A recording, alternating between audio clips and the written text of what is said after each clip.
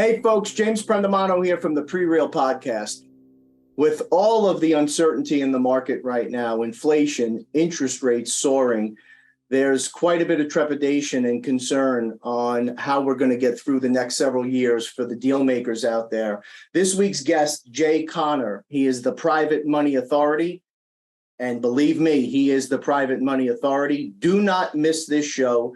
He takes you through a detailed process of how you're able to raise private money at super reasonable rates at scale, not just short term, 2, 3, 5-year terms, and not hard money. We're not talking 12 plus 4 and 16 plus 2. We're talking 8%. He's got an unbelievable system, an unbelievable pipeline. Jay Conner, the private money authority. Don't miss this show, folks. Are you ready to bring your real estate game to the next level? My name is James Prendamano. I'm the CEO and founder of PreReal. And over the past 25 years, I've closed over $1 billion in transactional real estate. Each week, I'm meeting with outstanding investors, high-performing individuals, and visionaries operating in the real estate space. These are the people that are actually out there in the real estate game right now getting it done. This podcast aims at bringing anyone's game to the next level. This is the PreReal Podcast. Jay, thank you so much for joining us today. Absolutely, James. It's my pleasure. And thank you so much for inviting me to come along to talk about my favorite subject, which is private money and private lending. Well, you know, Jay, as we were talking a little offline before we jumped in here, market conditions are bringing us down this pathway where it never ceases to amaze me, man. We've been here before, right? We're going to be here again, and here we are right now. We've been seeing indicators that have been telling us for a couple of years now that things were going to shift. It's my personal belief that these smaller and mid-cap lenders, the smaller banks, the bridge lenders, that were out there pumping money out on these 2, 3, 5-year loans, we're going to hit a point where rates started to raise. The big banks have really pulled back, and we've started to see the big banks now offer incentives to investors. If you put $250,000 in, I won't go by name, but Bank ABC will give you an extra 0.25%. Or if you put $500,000 in, we'll give you an extra 0.5% on, a money market account or something like that. And that starts to pull money out of these smaller banks. And then you have the stimulus money starting to dry up. And you have folks not returning to work. And you have folks relocating. And that means that their cash reserves are starting to get depleted.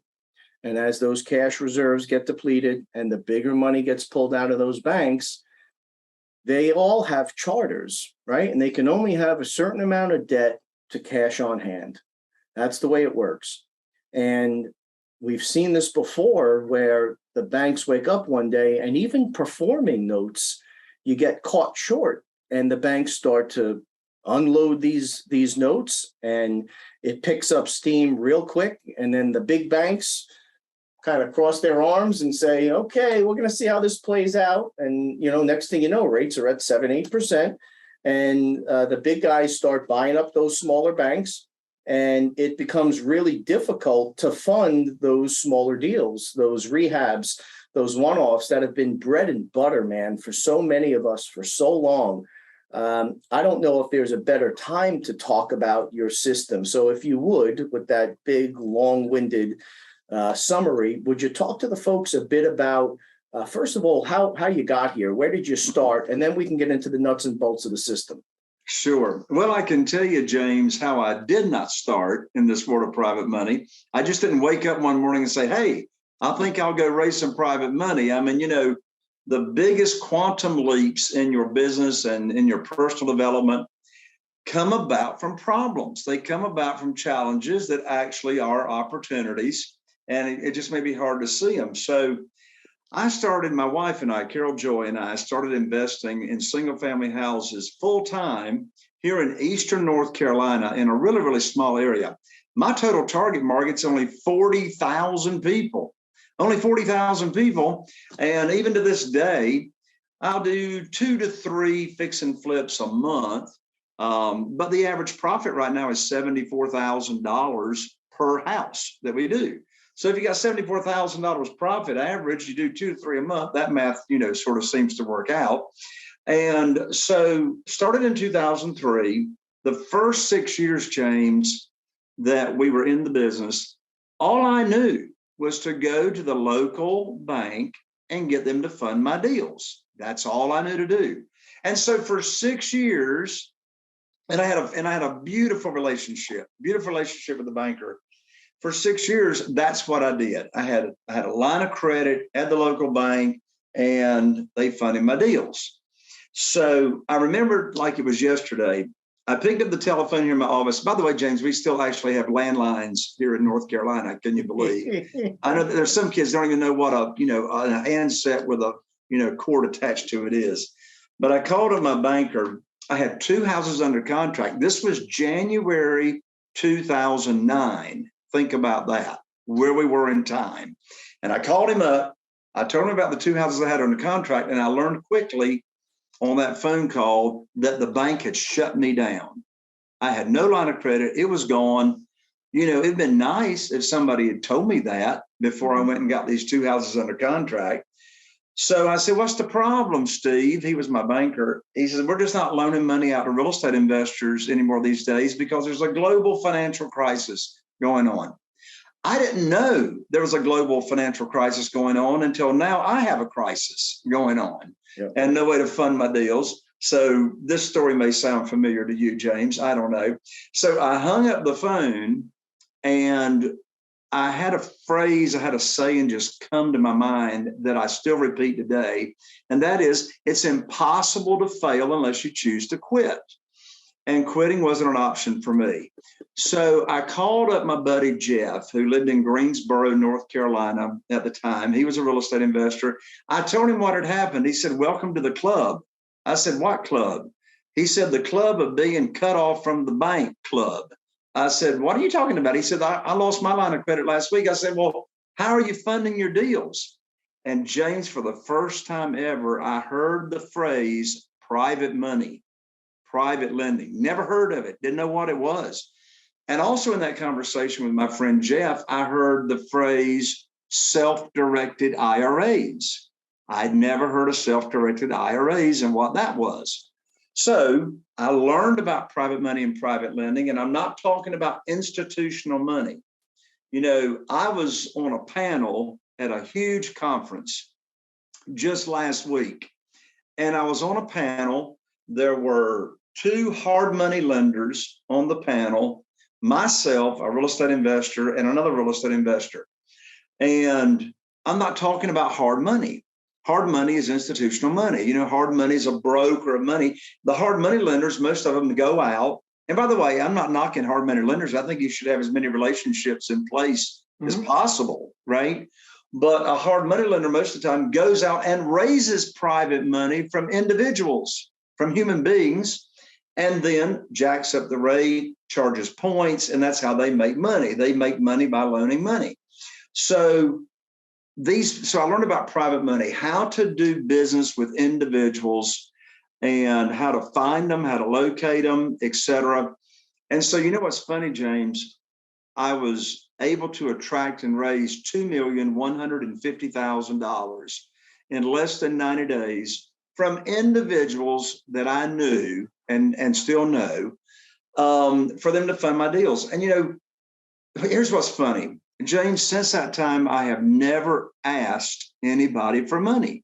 I've never asked anybody for a note or a mortgage. So what I learned very quickly is a dichotomy, a 180-degree shift. Traditionally, when a real estate investor is borrowing money or anybody's borrowing money, you walk into the bank and you look at Miss Banker or Mr. Banker and you get down on your knees and you put your hands underneath your chin and you say, please give me a mortgage. Please fund my deal, right? That's the traditional way of doing business. The way we now do business, and since 2009, I've never asked anybody for money. I got $8.5 million of private money that we just rotate from project to project to project, house to house to house.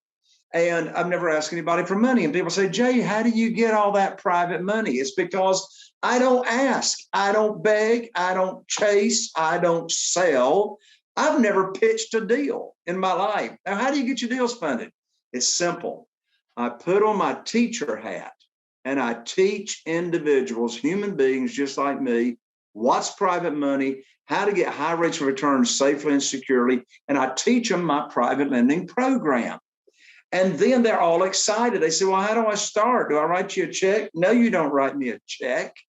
You just tell me how much you got to work with, and I'll go find you a deal to fund just as soon as possible, either with their investment capital or their retirement funds. And they can move those funds over to a self-directed IRA and fund my deals.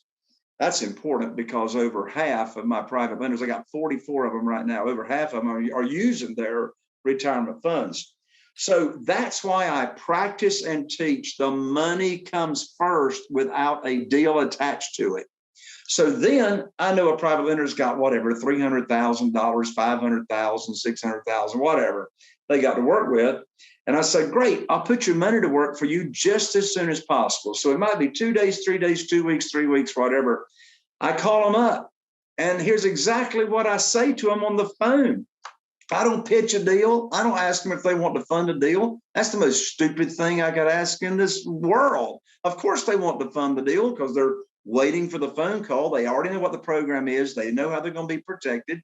And I call them up, and it's exactly what I said. I said, look, I got great news for you. I can now put your money to work for you. I got a house under contract in Newport. They could care less what the address is.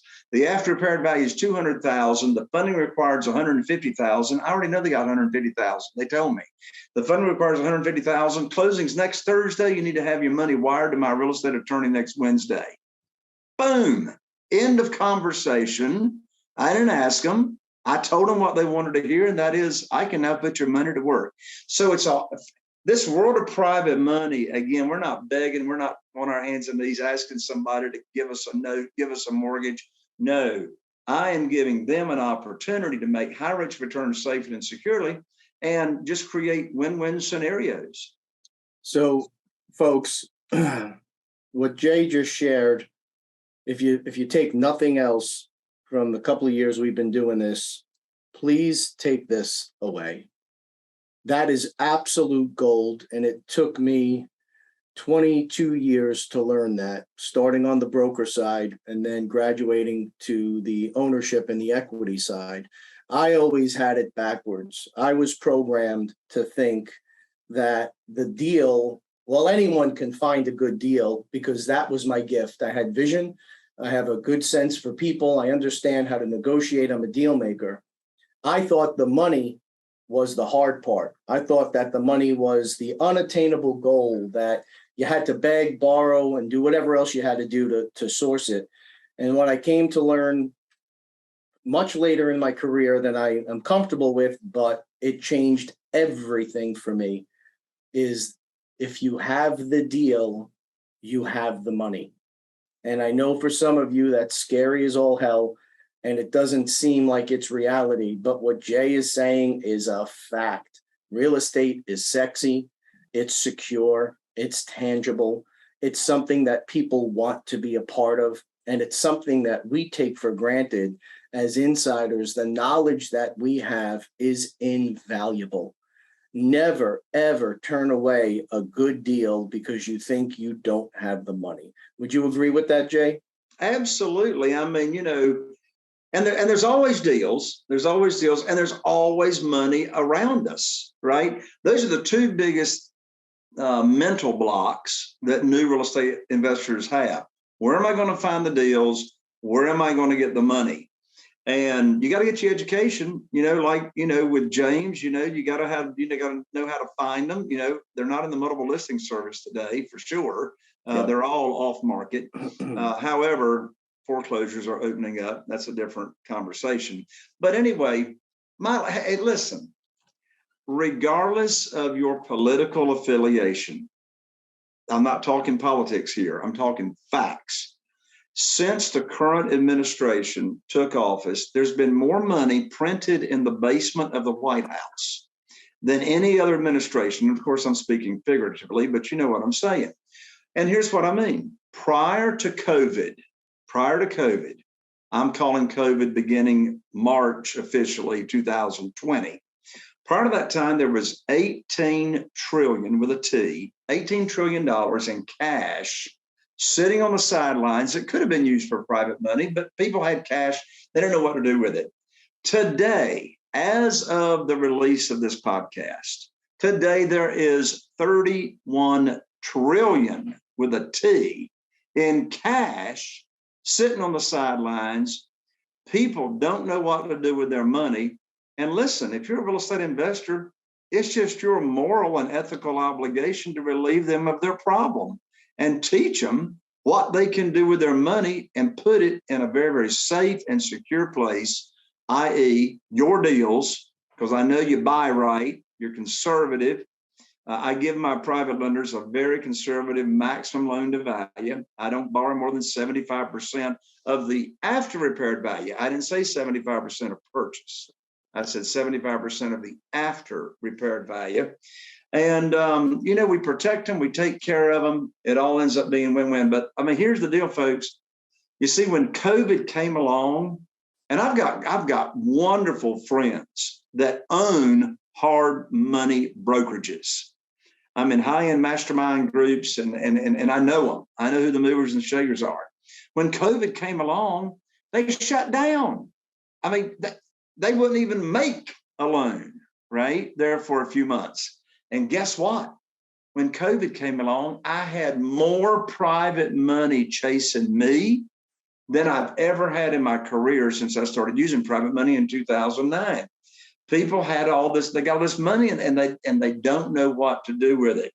So this world of private money, I'm telling you, it puts you in the driver's seat of your business, fixes your cash flow problem. It's not like hard money. There's no hurry to pay it back because I'm not having to pay points, not having to pay origination fees. I'm not paying crazy interest and all that kind of stuff. So, sometimes people ask me, Jay, what's the quickest way to fix my cash flow problem? Private money, because I always borrow more than I need to buy it. And I always bring home a big check. I mean, just this morning at 10:30 a.m., I closed on a deal and I brought home a $74,689 check. And I took none of my own money to the closing table. Who wants to get paid to buy houses? Now, of course, I'm not going to bring home a $74,000 check unless there's a substantial rehab, but I get all my rehab money up front. I can pull equity out of that house when I buy it if I want to.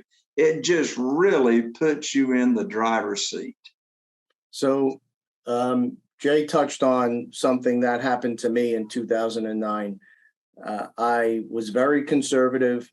I had picked up a number of these fix and flips, some of which I held, and I had lines of credit, debt-free, and I had my HELOCs in place because I knew what was coming.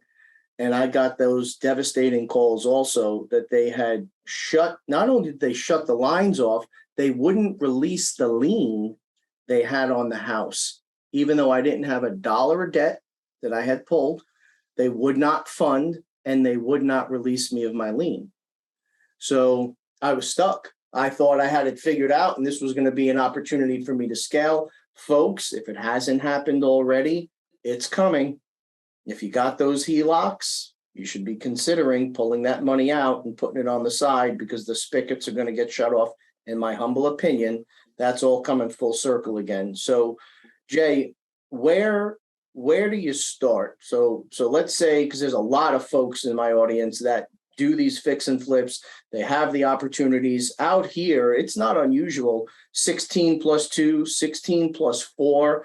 We all have our hard money connections and they're tough, man. When you start paying 20% on a deal, that hurts, right? Now you're getting into the partner realm. So where do people start and where can they expect the market to settle as far as cost of money?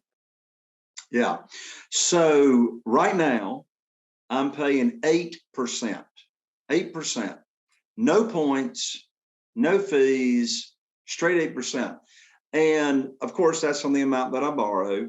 And as far as do I make payments to my private lenders or not, I'm happy either way. You know, if the private lender is using their retirement funds and there's an actionable item, you know, if you don't already have a relationship with a self-directed IRA company or representative, you definitely want to do that, because when you're talking or teaching somebody about what private money is and they have retirement funds, you need to be able to introduce them to someone that can hold their hands and get their funds moved over.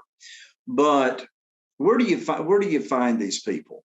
So my private lenders, as I said, I pay 8%, no points. How often do I pay them? I let the private lender choose. If they're using their retirement funds, then we can structure the deal, particularly if I'm going to be in and out of a rehab fix and flip in 6 months, 9 months at the most, then I don't have to make any payments. It's their retirement funds. I'll just let the interest accrue, and then I'll pay off the private lender their principal loan amount plus the accrued interest that was during that time that I used it. I've got some elderly private lenders that really want and need the monthly income. They don't want to touch their principal, but they need that income. In fact, Carol Joy and I, we've received thank you notes over the years from elderly people thanking us for changing their retirement years. Think about that, where they could travel and visit their grandchildren and all that kind of stuff. I mean, it's a win-win scenario. So I let the private lender choose how often they want payments. But stop and think about it. If they need monthly interest payments off of their investment capital, I wouldn't be doing that on retirement funds, because those interest payments are not going back directly to the lender. It's going to their retirement account.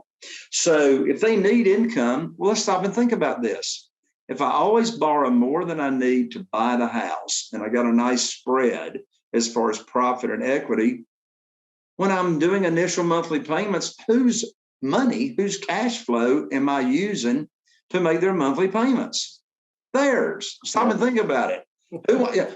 Buy a house, bring home a big check, use their money initially to make their monthly payments. Now, you got to get that thing cash flowing, or you got to get it flipped, because that money's going to run out. But that's pretty cool.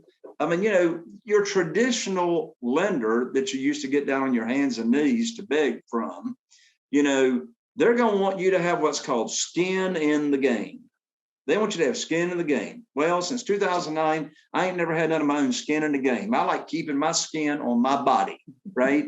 So I let the private lender fund it, but I'm still going to protect them obviously, I can't bring home a big check when I buy a house and not borrow more than 75% of the after repaired value, unless I'm buying at a huge discount, right?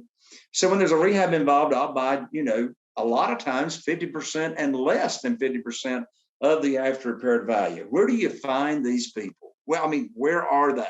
It's like, I never heard of private money lenders until 2009, but they were already, all around me. Well, who are they? Here's the categories of private lenders and where you find them.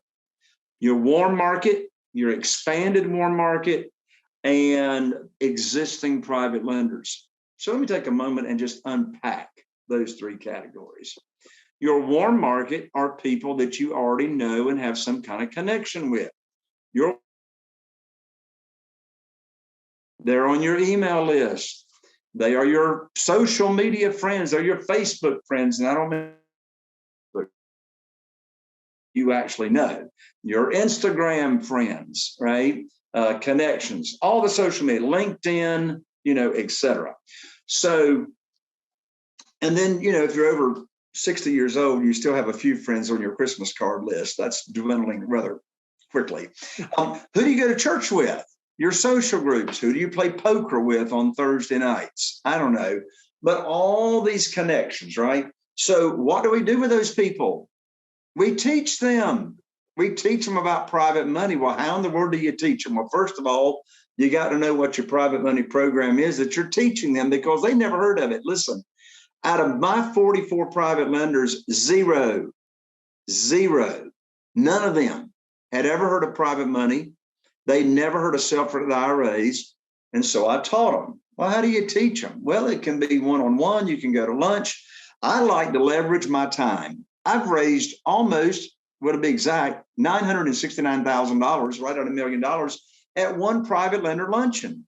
So I just invited my friends, to lunch, bought them lunch, taught them my private lending program. Don't worry, I'm going to share with you what my private lending program is exactly before the show's over and how you can get it. So you teach them what's the interest rate, how are they protected, how can they get their money back in less than 90 days in case they have an emergency come up, right? So I teach them the program, and at the end of teaching the program, they're chasing me because where else can they get this kind of rate of return safely and securely? They ain't going to get it at the local bank.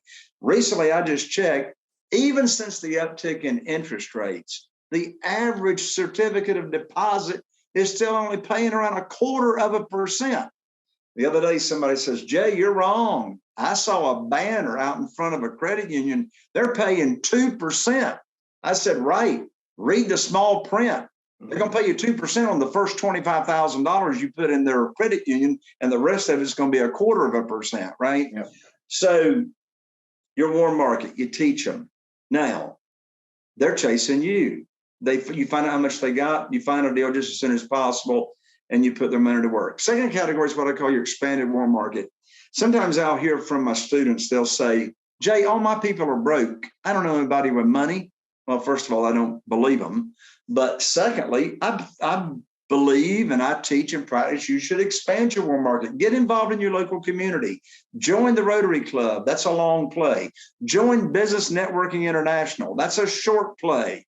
When you join Business Networking International and you join as a real estate investor, well, you got 20 or 30 or 40 other BNI members that's on your team referring people to you that are looking for high rates of return safely and securely, in addition to your BNI members that you're doing. So expand your warm market. Thirdly, existing private lenders. Where are these individuals that are already loaning money out? Well, I can tell you where they are. A bunch of them already have self-directed IRA accounts at an IRS-approved self-directed IRA company. In fact, I was just at a convention last week. There's about 600 of them there, and 70% of those people have got money in their retirement account wanting to loan it out to real estate investors. You can actually network on Zoom. These self-directed IRA companies have Zoom networking parties to where you can meet these people. So people that have retirement accounts. Now, when I started out raising private money in 2009, I hired my real estate attorney's paralegal to search local public records right here in our area, looking for individuals that have loaned money out secured by real estate. Here in North Carolina, it's called a deed of trust. Most people call it a mortgage. So we only found 2 people in 90 days. I said, there got to be a better and quicker way. So we actually developed what's called my private lender data feed, where we get every private lending loan off a public record uploaded into our data feed every month. So anyway, regardless as to how you locate and find existing private lenders, that's another category of where they are. So warm market, people you know and you teach. Expanded warm market, grow your market. Thirdly, existing private lenders. So fascinating stuff here.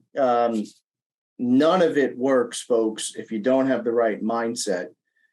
What Jay is saying, and he had said something earlier in the interview, you are legitimately, genuinely solving the problem for these folks. We have an awful habit of projecting our issue becomes everyone else's issue. And we think that everybody else is thinking the way that we're thinking, and they're not. Was it in the early 2000s that they started to allow the self-directed IRAs? Actually, self-directed IRAs have been around more than 30 years. Is that right? Yeah, they've been around a long time.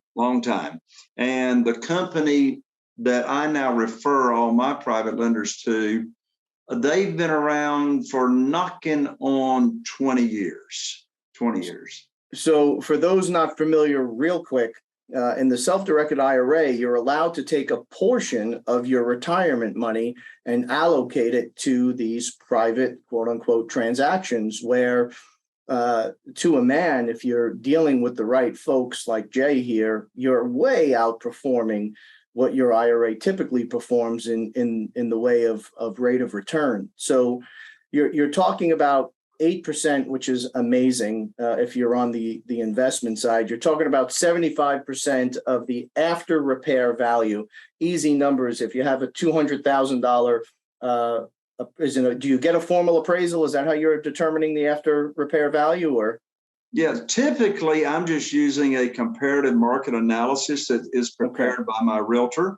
Okay.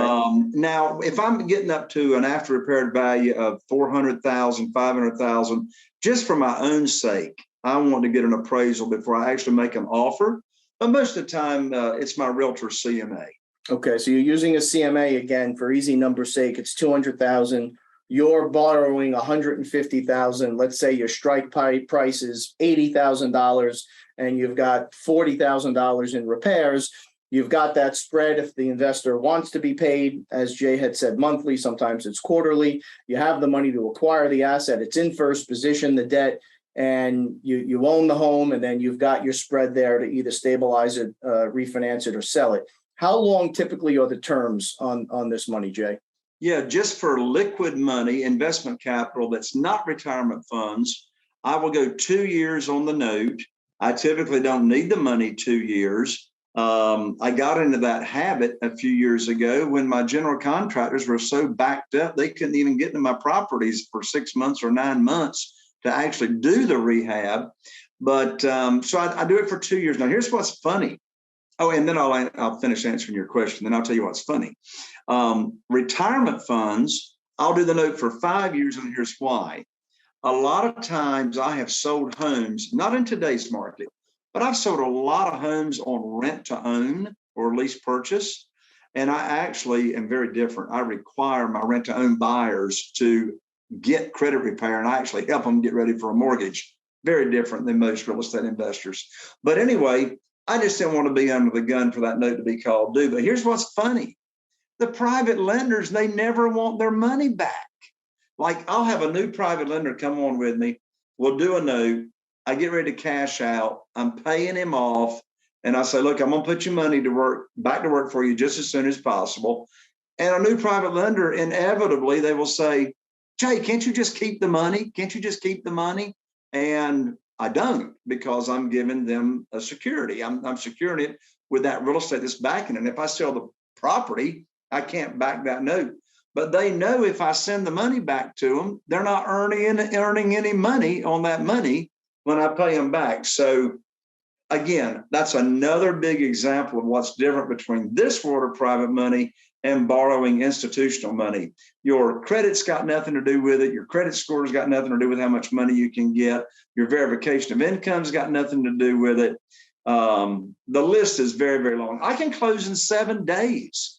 When I borrow hard money or institutional money, maybe 3 weeks kind of thing, I can close. But I get more offers accepted, James, because to my sellers, I said, look, I'm closing 7 days, and you can stay in the house for another month or month and a half while you're looking for a place to move to. And I go ahead and, buy the property. Well, I get more offers accepted because I can move and close so much quicker with my private lenders. So again, this is just straight up gold. Folks, those of us that are doing the fix and flips, what is your number one concern right now? Interest rates.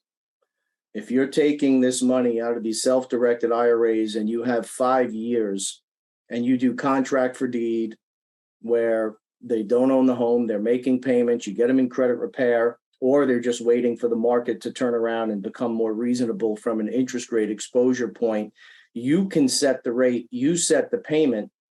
You have the ability now to move your product at a substantially, or at least perceived substantially discounted rate than what they're going to go get in the banks. You're assuring these folks that have their money out that for the next up to 5 years, they're getting their payments. You're allowing these folks to wait this market out until it's a better opportunity to refinance, either because of credit or interest rate risk. It's brilliant, Jay. This is exciting stuff. I never heard of the 5-year term on these fix and flips with the self-directed tie in there. Are there prepayment penalties on these notes? Zero. Oh man. Zero prepayment penalties. Love it. Zero origination fees, no junk fees. It's a straight 8%. So you've got a very comprehensive guide, folks, and it'll be in the links below. It's Jay Conner. It's JayConner.com/money guide. It's a PDF download. Could you give the audience a sneak peek of some of the things that they'll find in there? Absolutely. So as I said, I'm just so excited. I just finished writing this private money guide. It's called 7 Reasons Why Private Money Will Skyrocket Your Real Estate Business and Help You Build Incredible Wealth. So first of all, the 7 reasons, big reasons why you want to use private money. And by the way, if you've never borrowed private money or you're a seasoned real estate investor, this guide is for you. It's going to teach you how to find it, what to say, what kind of scripting, and most importantly, your mindset. You know, James, you said it a few minutes ago. You got to get your mindset right, and this guide will get that straight for you. You are not selling, begging, chasing. You are teaching, and now the lender is chasing you. This guide will get you on the fast track to private money and put you in control of your business to where you're setting the rules, you're making the rules, and the money's chasing you. This is a fascinating system. Again, I don't think there could have been a better time to have you on the show. Are you offering any one-on-one coaching for folks? Are you doing seminars outside of the PDF? How else can folks learn more about this? Sure. So right now, 3 times a year, I'm having a live, what's called Private Money Academy Conference. In fact, from this date of us recording this podcast, my next one's just about a month out. But anyway, there's all kinds of ways to connect with me. We actually answer the telephone in our office, James. Can you believe? You don't have to go through like some crazy web. I'm happy for you to put my phone number in your show notes. People can just pick up the phone. They want some help with private money and structuring their deals. Just give me a call at 252-808-2927, 252-808-2927. And I've got all kinds of training as well at my website at JayConner, JayConner.com. And again, JayConner.com/money guide will get you this free training as well that you can download immediately. Well, there you have it, folks. Everything will be in the links below. Jay Conner, he is the private money authority. Jay, I cannot thank you enough. Really tremendous value today. James, what a pleasure being on your show. I look forward to connecting with your audience, and thank you so much for having me. Thank you, sir. As always, everybody out there, stay safe.